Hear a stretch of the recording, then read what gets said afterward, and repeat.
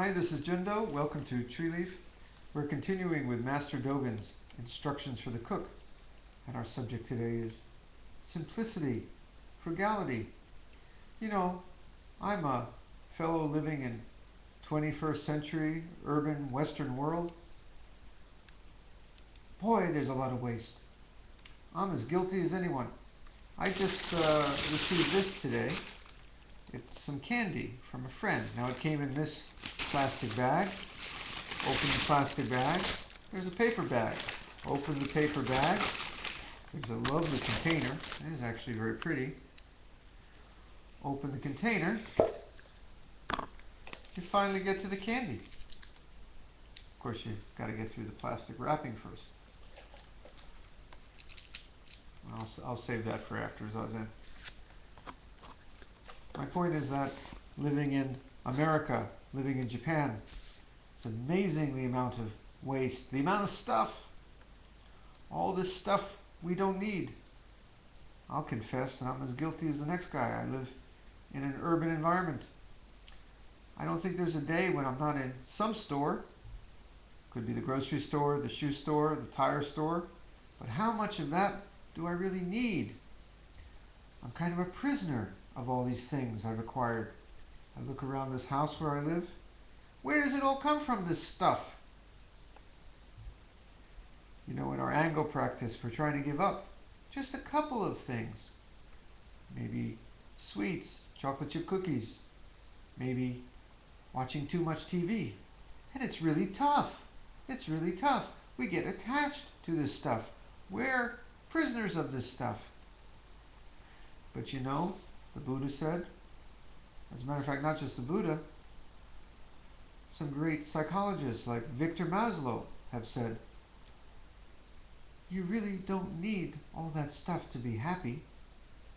You need just a little stuff. You need air to breathe, sure. You need water to drink. You need a certain amount of food. They throw some other things on there. You need some shelter. You need friends. You need a certain amount of safety. Probably I throw in education. Maybe these days I add healthcare, but I'm trying not to be political. If you're in the States. But there are certain things we need, at a minimum, to be safe and secure and happy.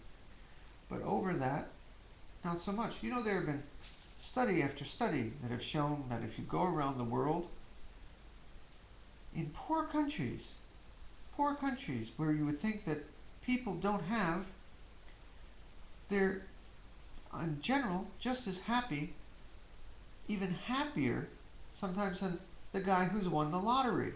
A lot of those guys who win the lottery suddenly or become famous movie stars, get whatever they want, they're miserable.